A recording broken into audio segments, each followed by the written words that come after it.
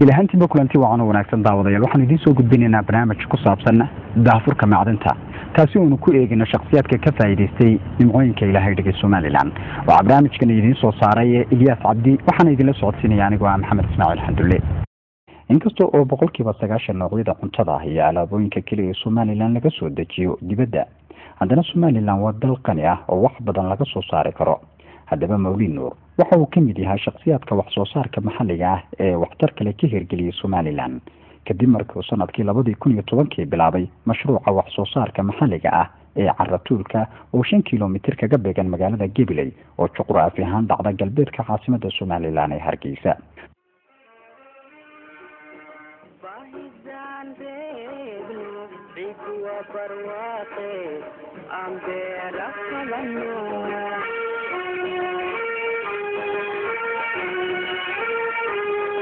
Bahidan rebno ikwa barwate ambe rakhalanu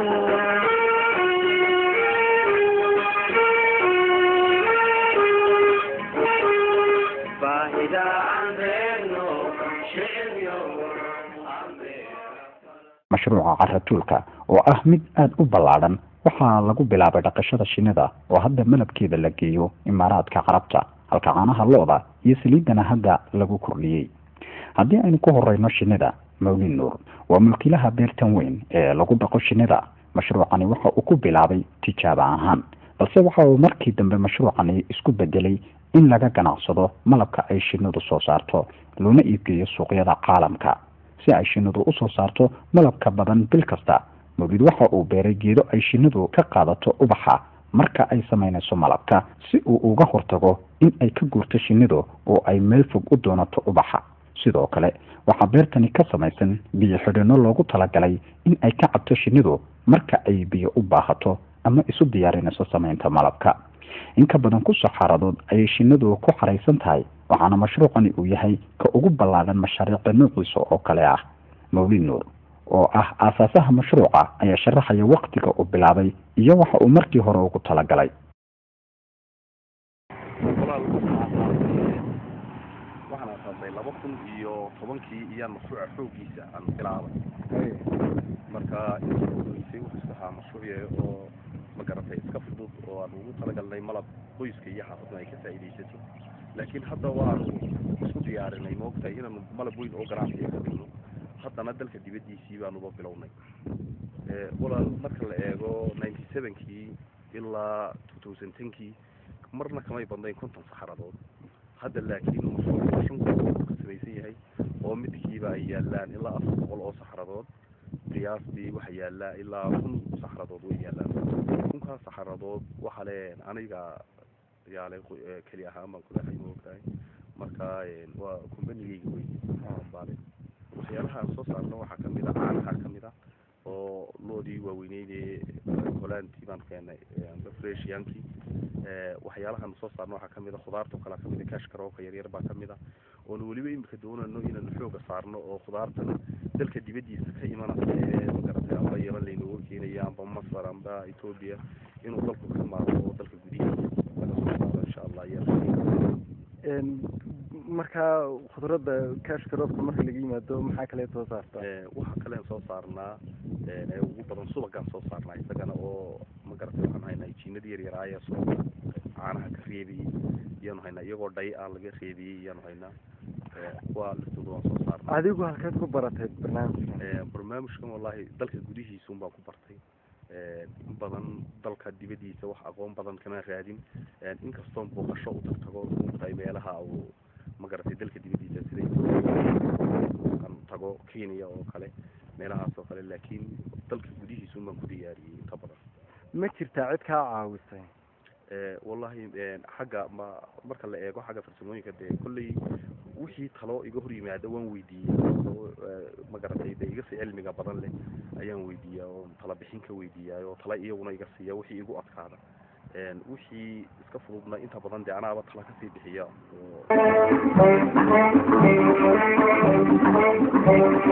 maangaabka kala liisa waa maqana jooge waanada maqaadko wuu mana maleeya gaabka taladiisa waa maqana jooge waanada maqaafo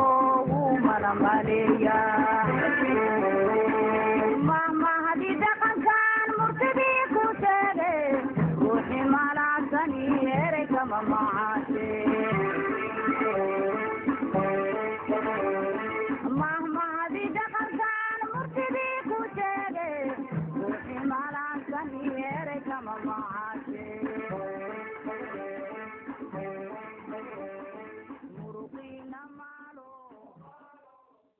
dhaqashada shinnida iyo xanaaninteedu waa hawl fudud markaad si joogto ah ula dhaqanto shinnida wax soo saarkeeduna waxa uu ku xidhan yahay hadba sidaad wax u siiso sida uu mar kale sharaxayo mawliid oo shinnida dhir gaar ah uga beeray beerta mashruuca rumaanku wuxuu ka mid yahay dhirta dawada ee malabkeega loogu jecel yahay dunida waxaa laalo lagu eego malabka uu yaallo marka ay shinnida iyo rumaanka wuu ka qaalisan yahay malabyada kale isaga iyo gubkii oo geedaha ugu horeeya sidaa awgeed waxaa halka ku beeran ilaa 100 oo rumaana oo aan ugu talagalnay inaanu imika sii daahino oo si ay shinnidu uga faa'iidayso hadda waxaan tusi doonaa magarata iyadii oo ka qaadasa rumaanka si ay ka qaadaso ubixiisii iyadoo ka qaadasa ayaan tusi doonaa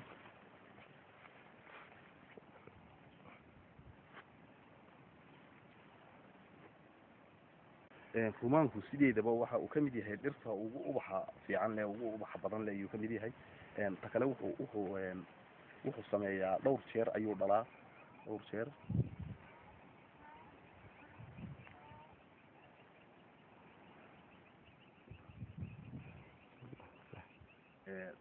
ayuu sanadkii dhalaa marka waa geedaha ku habboon baan odhan karaa ma ogtahay in loo beero mareerku waa dhirta ugu fiican ee iyagana magaratay oo ku habboon yihiin magaratay waxyaalaha kale jilaalka oo kale waxa loo beeraa xiga iyo ciinka iyo loo beeraa biyaha qaataan jilaalkii sameeyaa aad iyo aad dhirta kale ee iyaguna aad u wanaagsan laakiin ay wanaagsan dhulka lagu sii fidiyo waxaa ka mid ah galoolka ayaa ka mid ah oo imika aad badi dhibaato badan iyo xushii iyo wixii magaratay lagu hayo waxyaalaha kale ee aad ugu habboon tahay dacarta ayaa ka mid ah oo iyadna dhabaq wanaagsan leh dhirtaasaa ugu wanaagsan ayaan odhan karaa in ka badan 10 qof ayaa ka shaqeeya mashruuca carratuulka mawliid nuurna waa mashiinka shaqada ee mashruucani maadaama uu waqtigiisa ugu badan ku bixiyo sidii uu u soo saari lahaa wax soo saarka maxalliga ah mawliid iyo kooxdan la shaqeysa iminka waxa ay wadaan shaqo maalmeedkoodii iyagoo saxaaradaha ay shinnidu malabka ku samaysay kasoo guraya beerta mashruuca kadibna warshadeynaya si ay u geeyaan suuqyada dhismahani waa bakhaarka mashruuca waxaana lagu sameeyaa oo lagu warshadeeyaa malabka marka ay shinnidu samayso mawliid iyo kooxdiisuna waxa ay u diyaar garoobayaan sidii ay u soo saari lahaayeen malab ay maanta u iibgeeyaan suuqa shaqaalahani waxay mashruuca ka kala hayaan shaqooyin kala duwan iyadoo oo mid waliba hadda uu ku mashquulsan yahay shaqadiisa mid waxa uu caagada ku shubayaa malabka mid waxa uu calaamada shirkadda bulaale ee soo saarta malabka ku dhejinaya caagada halka midka kalena uu furka ku xidhayo caagadaha lagu shubay malabka mawliid nuur oo kooxdani shaqada kula jira ayaa inoo sharaxaya hawsha ay imika ku guda jiraan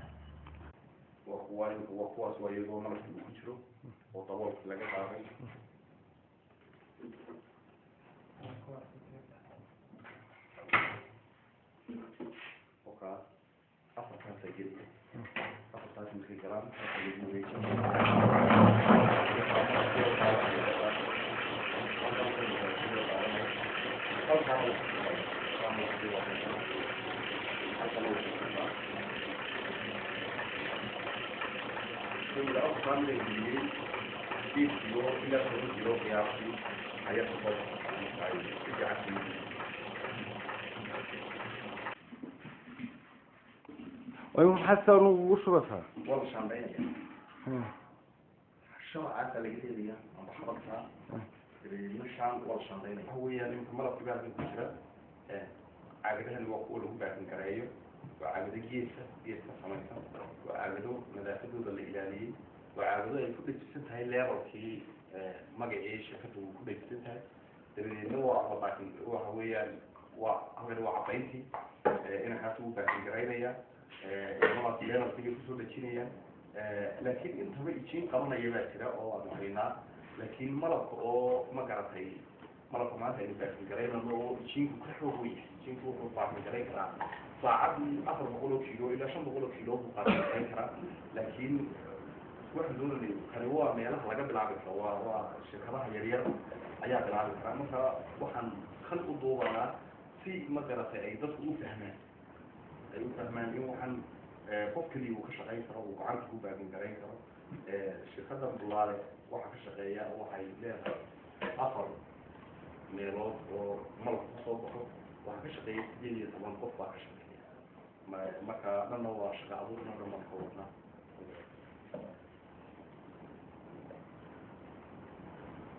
قلب كان هالكيد مركب رئيس قلب كان دمان بدأ كسويس هالكيد واحد كسويس إن شيء كسويس يعني إن واحد كسويس يعني دبي بقى كسويس قلب كان سيد الله سماه هالكيد كبرت waxaan intooda badan waxaan diyaashay youtube-ka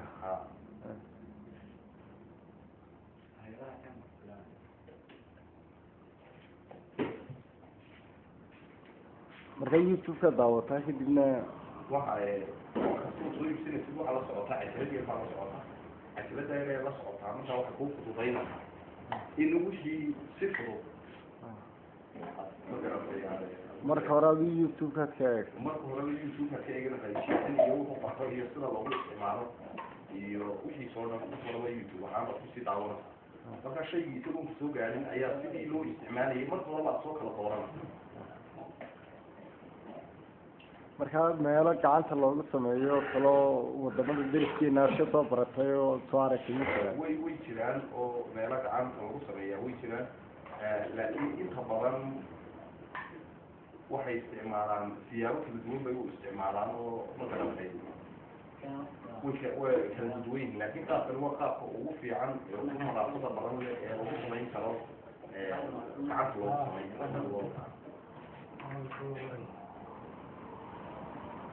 caagadaha maxaad ku maydaan caagadaha marka hore ee ay iyagoo nadiifiyay u yimaadeen haddana waxaanu mar labaad ku maydnaa biyo la kululeeyey baan ku maydnaa biyo koob ayaanu ku maydnaa caagadaha halkee la idinka keenaa marka hore caagadaha marka hore waxaanu laga keenaa China laakiin hadda waxaa jira meelo lagu sameeyo oo dalkeena magaratay ka bilaabmay ayaa jiro caagadaha lagu sameeyo marka waxaa laga yaabaa inaanu ka maaranaba shaynihi lagu doonanayo oo dalka gudihiisa lagu sameeyo muddo intee leg bay kugu qaadatay inaad sidan u barato ku shaqeyso kulley 3 sano ee u dambeeyey 4 sano ee u dambeeyey sidan uu ku shaqeynayay sida kale ee manualka marmarka uu malabku aad u bato ayaa iyaga ku isticmaalaa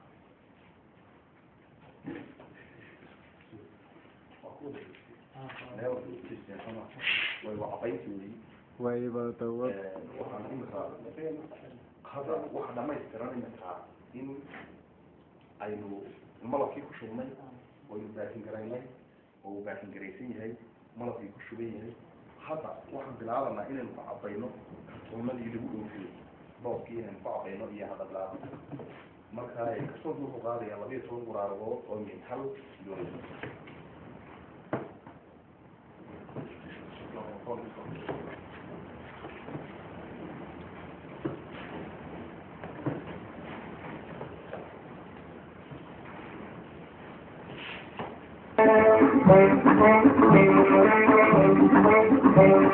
من جابك كلبيس ومقنا جوبي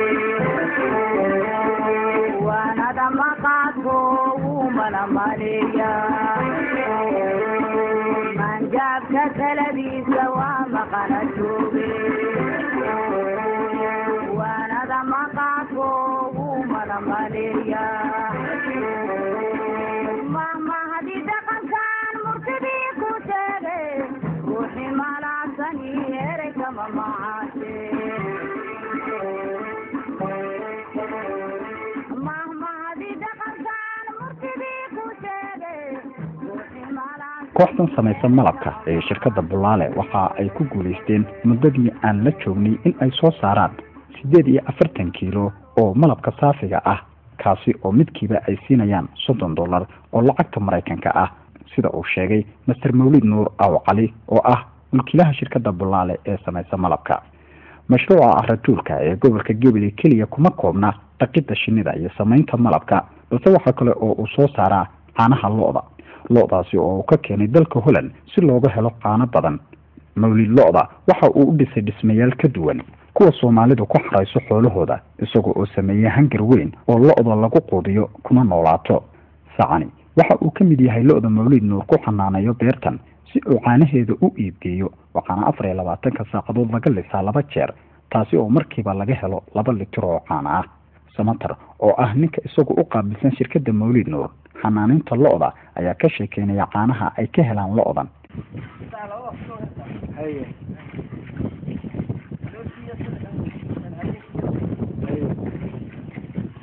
in litir buu siciiba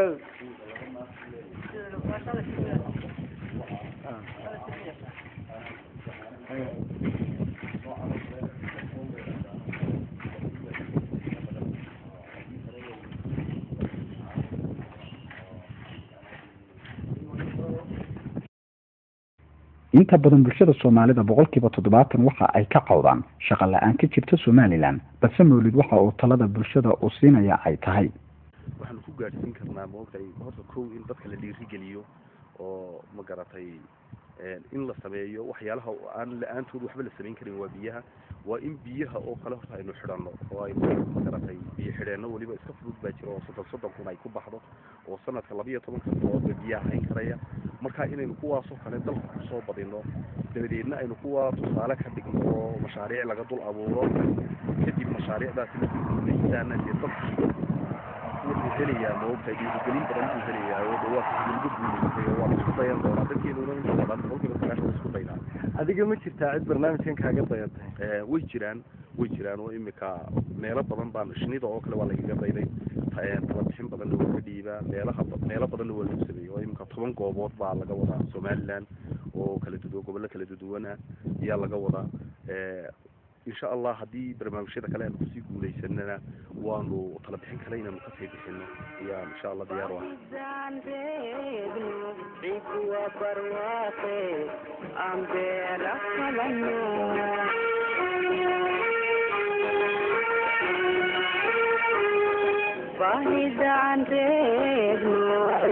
ويرتاي Somaliland qof sida Mawlid oo kale mashruuc caynkan oo kale hirgeliya isla markaasina bulshada uga faa'iideeya mashaariicda kale ee Mawlid Nuur beertani ka sameeyay waxa kale oo kamid ah beeridda geedaha kala duwan ee dhirta kuwaasi oo uu iibiyo iyo dhaqashada digaaga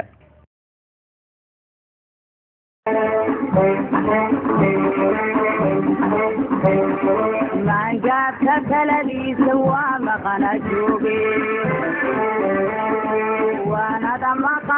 intaasi daawadayaal waxa ku dhamaaday barnaamijkii ku saabsanaa daahfurka macdanta Somaliland kaas oo aan ku soo qaadanay shakhsiyaadka ka faa'iideystay nimcooyinka Ilaahay dhigay Somaliland waxaana barnaamijkan idin soo saaray Ilyas Cabdi anigu waa Maxamed Ismaaciil Xamdullaahi idin la socodsiinay tan iyo kulanti dambana waxaan idinku dhaafayaa sidaas iyo nabadgelyo